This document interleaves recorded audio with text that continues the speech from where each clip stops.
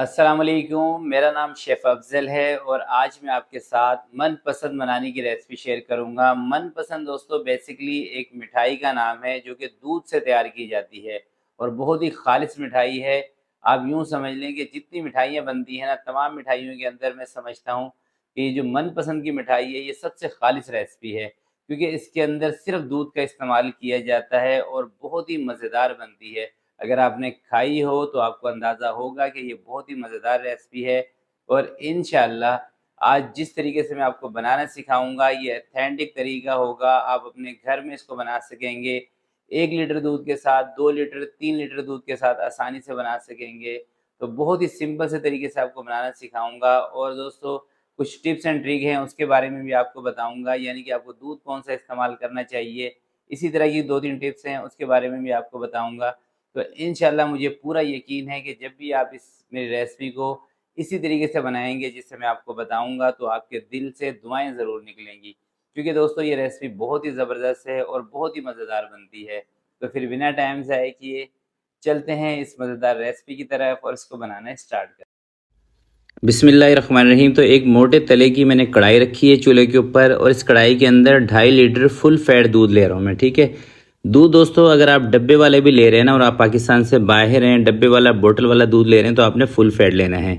तो टाइम आपने देख लिया है, जितने इसमें टाइम लगेगा ना वो भी मैं आपको दिखा दूंगा। 11:56 पे हमने दूध कढ़ाई के अंदर डाल दिया था और जितने टाइम में ये तैयार होगा ना ये भी आपको बता दूंगा, क्योंकि बहुत सारे मेरे भाई हैं, मेरी बहनें जो ये समझते हैं कि इस तरह की चीज़ें बनाने के अंदर बहुत ज़्यादा टाइम आपको लगता है, तो ये भी आपको दिखा दूंगा। तो सबसे पहले दूध को आपने चम्मच चलाते हुए उबाल करा लेना है।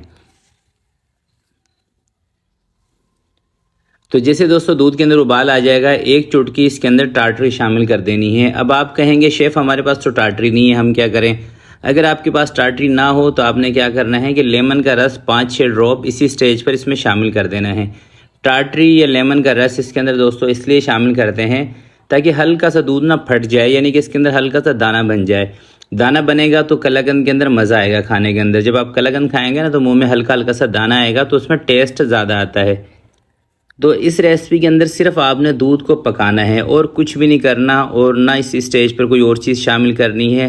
सिर्फ दूध की ही रेसिपी है और दूध इसके लिए जितना दूध दोस्तों ज़्यादा अच्छा होगा ना उतनी ही कलाकंद आपकी अच्छी बनेगी।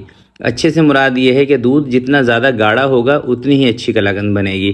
तो एक चाय वाला डोंगा मैंने दूध के बीच में रख दिया है। ये इसलिए रखा है क्योंकि अब इसके सर पे मैं नहीं खड़ा हूँगा, इसको मैं छोड़ दूँगा ताकि ये दूध पकता रहे। और इस तरीके का कोई डोंगा रखने की वजह से ना दोस्तों दूध बाहर नहीं निकलता है, इसलिए इसके बीच में इस तरह कोई बर्तन आप रख देंगे तो दूध बाहर नहीं निकलेगा, क्योंकि कढ़ाई है हमारी छोटी। तो ये देखें दोस्तों अभी दूध ना हमारा आधा रह गया है। जब आधे से थोड़ा सा कम हो जाए ना दूध, फिर आपने इसके अंदर चीनी शामिल करनी है और इसी स्टेज पर आपने इसको चलाते रहना है, क्योंकि जैसे दूध गाढ़ा होता है तो फिर ये नीचे लगना शुरू हो जाता है। दूध पतला होगा तो उबाल आने के बाद लगता नहीं है, मगर जैसे ही दूध थोड़ा सा गाढ़ा हो जाता है, यानी कि हाफ रह जाता है या इससे भी कम रह जाता है, फिर ये नीचे लगता है। तो ये जो साइडों पे जमा हुआ है इसको भी एक दफ़ा से ज़रा खुरच लेते हैं, साफ़ कर लेते हैं, क्योंकि ये भी सारा दूध है तो ये ज़ाया ना हो। इसको भी अच्छी तरीके से साफ़ कर लेना है और आपने भी ऐसा ही करना है, क्योंकि जितनी देर तक दूध पकता रहता है ना दोस्तों तो ये साइडों में भी इस तरीके से ना जम जाता है। तो इसके अंदर चीनी शामिल करनी है 1 कप, यानी कि 200-220 ग्राम के करीब। तो ये देखें इसके अंदर दाना बन गया है इस स्टेज पर। तो अब इसके अंदर मैं चीनी शामिल करूँगा। 1 कप चीनी है, ग्राम के हिसाब से तकरीबन 220 ग्राम बनेगी। हाँ, अगर आप बहुत ज़्यादा मीठा नहीं पसंद करते तो फिर दोस्तों आप चीनी की क्वांटिटी को थोड़ा सा कम भी कर सकते हैं, अदरवाइज़ ये बिल्कुल परफेक्ट चीनी है। तो जब दोस्तों ये दूध आपका इस स्टेज पर आ जाए तो इस स्टेज पर आप बेशक आंच थोड़ी सी कम कर दें, यानी कि इतनी आंच कर लें कि आपसे ये नीचे ना लगे बस। तो अब इसके अंदर थोड़ा थोड़ा हमने घी भी शामिल करना है। तो 1 कप में इसके अंदर घी ले रहा हूँ, तो मैं ले रहा हूँ बनास्पति घी। अगर आपके पास देसी घी हो तो देसी घी से ये बहुत ही मज़ेदार बनेगा। अगर देसी घी आपके पास हो तो आप इसके अंदर देसी घी शामिल कीजिएगा। 1 कप घी का इसके अंदर हमने शामिल करना है। मनपसंद कलाकंद के अंदर दोस्तों घी थोड़ा सा ज़्यादा इस्तेमाल किया जाता है। अच्छा, घी ज़्यादा क्यों इस्तेमाल करते हैं? घी दोस्तों इसलिए ज़्यादा इस्तेमाल करते हैं कि इसका जैसे हमने दाना बनाया ना, ये जो अभी आपको नज़र आ रहा है दाना, टाटरी से। तो अगर आप घी कम इस्तेमाल करेंगे तो ये दाना सख्त हो जाएगा। दाने को नरम रखने के लिए थोड़ा थोड़ा करके एंड में इस तरीके से घी इसमें शामिल किया जाता है, ताकि हलवा भी, ये कलाकंद भी थोड़ी सी सख्त हो जाए, जान में आ जाए, और इसका ये जो दाना है ना ये सख्त ना हो, क्योंकि अगर दाना सख्त हो जाएगा फिर खाने में मज़ा नहीं आएगा।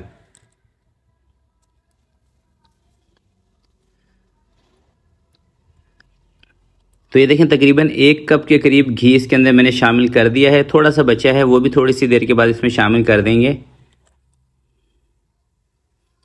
और इस वक्त ये जो हमारी कलाकंद है ना ये तैयारी पे, इसकी तैयारी की दोस्तों पहचान ये होती है, एक तो ये बाइंडिंग में आना स्टार्ट हो जाती है, दूसरा ये है कि ये पेन को भी छोड़ देगी। कोई भी हलवा हो, कलाकंद हो, कोई भी आप मिठाई बना रहे हो, जब वो कढ़ाई को छोड़ना शुरू कर देती है ना, ये उसकी पहचान होती है तैयार होने की। तो ये देखें इस वक्त हमारी कलाकंद बिल्कुल सेट हो चुकी है, और जैसे इसके अंदर मैं चम्मच चला रहा हूँ ये बाइंडिंग में आ रही है। देखें ये इसकी असल पहचान है। तो अब इसका चूल्हा मैं बंद करने लगा हूँ। चूल्हा बंद करके एक मैंने रखा हुआ है सांचा, जिसके नीचे मैंने लगाया हुआ है पेपर। तो आपने सांचा पहले से रेडी कर लेना है और उसके नीचे पेपर लगा लेना है। गरम गरम कलाकंद को उठा के सांचे के अंदर निकाल देना है और ऊपर से इसके अच्छी तरीके से इसको सेट कर देना है। आप चाहें तो कोई ड्राई फ्रूट से अगर इसकी गार्निश करना चाहें तो कर सकते हैं। मैं इसके ऊपर कुछ भी अप्लाई नहीं करूँगा। इस तरीके से इसको सेट कर देंगे। और अब दोस्तों ये देखें टाइम देख लें, 1:06 हो चुके हैं। तो तकरीबन 1 घंटे से थोड़ा सा ज़्यादा टाइम लगा है इसको बनने में। और 1 से 1.5 घंटा दोस्तों इसको मैंने फ़ैन के नीचे रखा था। तो ये कलाकंद हमारी बिल्कुल सेट हो चुकी है। तो 1 से 2 घंटे के लिए आपने इसको रूम टेम्परेचर पर रखना है ताकि ये ठंडी हो जाए। जैसे ठंडी हो जाएगी उसके बाद आप इसके पीसेस बना लें। पीसेस बना के आप इसको 15 दिन तक इस्तेमाल कर सकते हैं। 15 दिन तक ये मिठाई आपकी ख़राब नहीं होगी। बशर्त ये है कि आपने इसको फ्रिज के अंदर नहीं रखना, ना फ्रीज़र में रखना है ना फ्रिज में रखना है, रूम टेम्परेचर पे आपने रखना है इसको। और थोड़े से इस तरीके से अगर आप चांदी के वर्क इसके ऊपर लगाना चाहें, थोड़ा सा ड्राई फ्रूट लगाना चाहें तो लगा सकते हैं। पीसीज आप अपनी मर्ज़ी के बना सकते हैं। और अभी ना मैं आपको एक पीस ज़रा तोड़ कर भी दिखाऊँगा। तो आपने दोस्तों अभी वीडियो को स्किप नहीं करना, क्योंकि अभी इसका फ़ाइनल लुक आना बाकी है। तो देखिए माशाल्लाह से कितनी ज़बरदस्त देखने में लग रही है। और यकीन करें दोस्तों ये बहुत ही मज़ेदार कलाकंद बनती है, और मेरे हिसाब से जितनी भी मिठाइयाँ बनती हैं तमाम मिठाइयों से ज़्यादा खालिस भी है। तो एक पीस ये देख लें, इसको एक निकालते हैं एक प्लेट के अंदर। और बीच में से देखें इस तरीके से लाल होती है, ऊपर से थोड़ी सी हल्की सी ब्राउन, बीच में से इसका कलर थोड़ा सा तेज़ हो जाता है। और ये देखें दानेदार बेहतरीन किस्म की कलाकंद बनी है। और इस तरह की अगर कलाकंद आप घर में बना लेते हैं ना तो यकीन करें आपको मज़ा आ जाएगा बनाकर।